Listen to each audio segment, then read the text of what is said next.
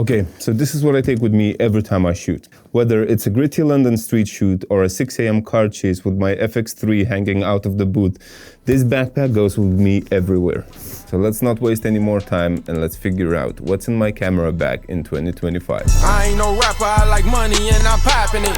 AS crosses on my feet, drip down at Chris.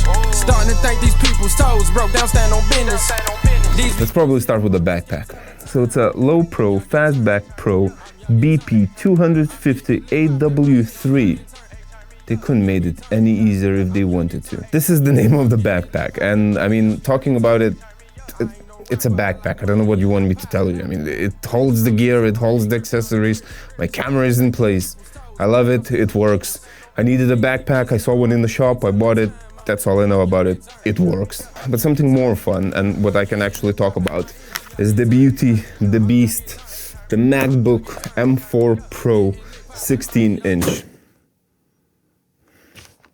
And that's, kids, how you break your gear. Talking about the MacBook, every piece of content that you see that comes from me is made in this beast.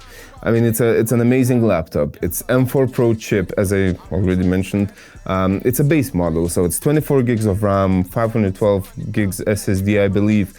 Basically what comes in a base, but I can almost guarantee you that this beast will last me for another 2, 3, 4 years of just making content. If it's not like something very massive productions, you know, red cameras and all that shit. Even then, I think this one will handle it pretty easily, but you know, you might need some more RAMs.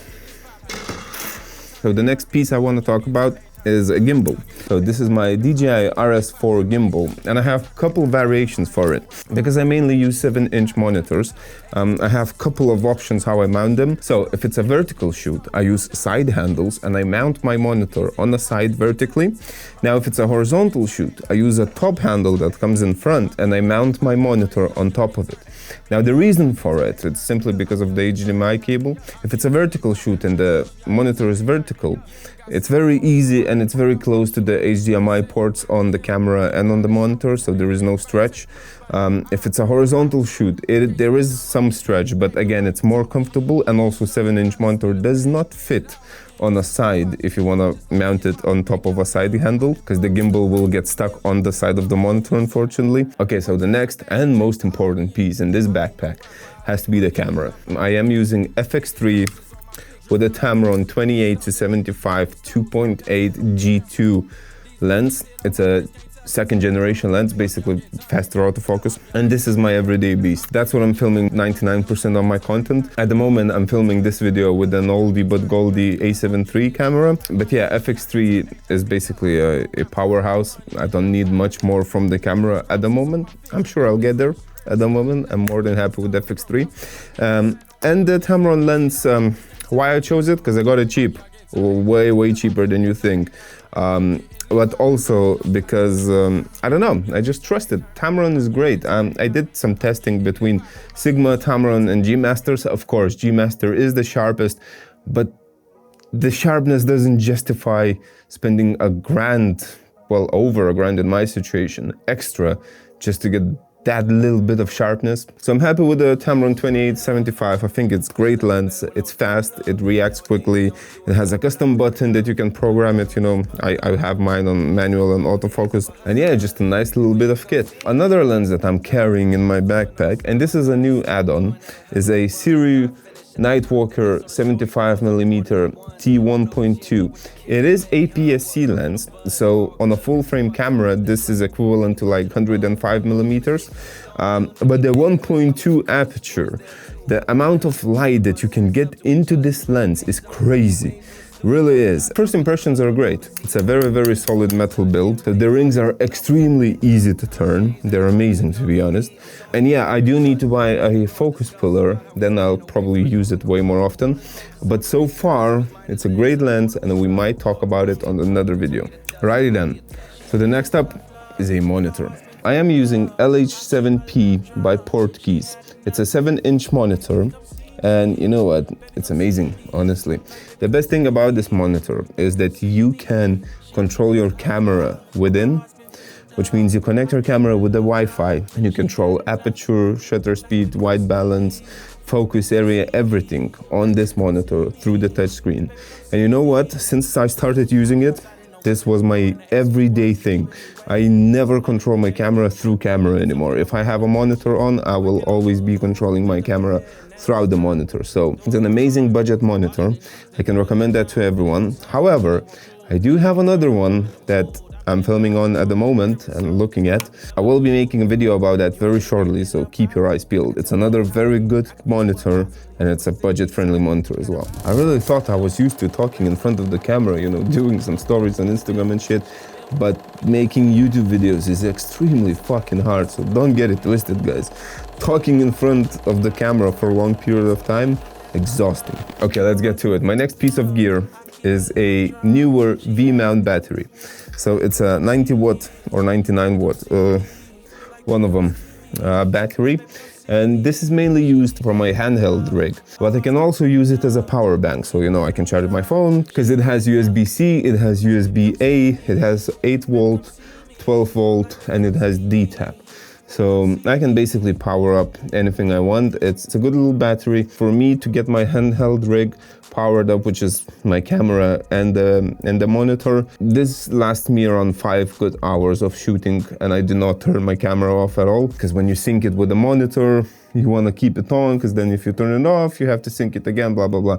So this one stays on, and it gives me around 5 to 6 hours of just continuous shooting with no worries at all. So I need to buy another one. Not much to talk about here.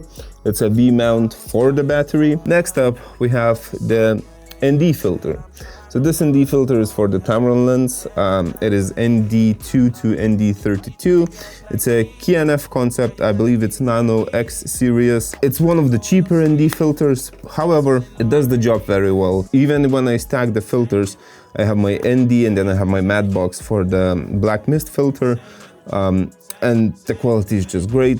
Don't see any vignetting with this lens. Okay, maybe very, very tiny one, which can be fixed very easily. It's a great little ND filter. There's not much to talk about it. It doesn't cost $300 or anything like that. Maybe like 50 bucks, 60 bucks, but it works. All right, batteries that I should probably buy a case for. However, I have Sony batteries, and mainly the batteries for the monitors in case I can't connect it to my V-mount battery, or if that battery is dead, I have some spares, all the good stuff. Then, seems like a very specific piece of kit. However, not a single filmmaker can live without it in 2025. I think every single filmmaker has it in their arsenal. It's a magic arm. I've seen so many ways filmmakers use these to get some amazing shots. I also use it to mount my monitors, to mount my camera in a weird space. You can use it for everything basically. So it's a magic arm by small rig, and it does the job, literally. It works, it does not fall, it does not fail you, and I love it. I think everyone loves it because everyone has them. Oh yeah, I also have a battery for the monitor, the D-tap dummy battery, so that's how I charge my monitor. And a dust blower, or however you want to call it. Okay, next up, audio. So I use Holy Land Lark M2S microphones. This is what I'm recording with now, and these microphones are freaking amazing. So why they're so amazing? First, they're extremely cheap. They're like $130, $150 for a pair of two. They are extremely discreet. You can't really even notice it. The battery lasts forever. I think up to like 30 hours of recording with this case that charges them up. And yeah, they have noise cancellation already in them. They're amazing microphones, honestly. There's not much to tell you. The only problem with these, of course, is that you can't separate the channels. So you would need two receivers to separate the channels. So that's maybe the only bad part about it. However, I seem to always record one person at a time. Now, if I need to record interview, it worked perfectly fine when we did one with Drivers HQ. I just talk with people and tell them not to talk over each other. So there's not much control in between the microphones, but you can make it work easily. So we're coming to an end. The only parts that are left now are my handheld rig parts. So I have a base plate with the 15mm rods by Tilta. So my cage is also Tilta. And all you do is just basically put the base plate on, attach it, and you have your rods. So you can mount your battery, you can mount focus puller, everything you need basically. Also, what I liked about this is that everything came in together for FX3. So it's a kit that comes with the cage, with the rods, with the base plate, and also with a top handle. I'll put the exact name of this kit from Tilta for FX3. If you want it, grab it, it's pretty cheap and it does wonders. Another item in my bag is this Siri side handle, if you can focus. It's a very nice and comfortable side handle. I have a NATO rail attached on my cage. I just pop the thing in, tighten it up, wrong side. It doesn't take that long often. Tighten it up, and I have a side grip for my camera. Amazing. And the very last accessory in my camera bag, if we exclude all the napkins, wet wipes, all the brushes and stuff like that for lenses, etc., is a matte box. This is a small rig matte box, and I believe it's a Matte Mini Light matte box or some kind of a weird name. And I have my Pro Mist filter already attached into the matte box. And I mainly use matte box for that. Yes, the sun glare, the sun glare, the sun hood is great as well, but mainly this goes onto the camera only if I need a Pro Mist effect. And this is everything what I have in my camera backpack in 2025. I'm sure that this will change throughout the years. I'm sure that I will get better at these videos throughout the years, because man, this was terrible. And I know it was terrible, however, you have to bear with me. It's my first proper talking video, so you have to give me a moment to get used to all this, and I'm sure that with every single video will only get better. If you have any questions regarding any items that I'm using, or if you have any other questions about anything really filmmaking related, I would love to help you. Just give me a shout in the comments, DM me on Instagram. Email me if you want to. Okay, maybe only email if you're a business. But if you need any help from me, DM me on Instagram, comment under this video. I'm really happy to help anyone with any questions that you might have. I hope you enjoyed this video. Don't forget to subscribe to my YouTube channel, comment on this video, like the video, share the video, do all the great stuff. And I will see you next week on Wednesday, 5 p.m. Peace. Nah, I ain't finna sleep, and I had hard for I had a beat. Odds had to stay steep.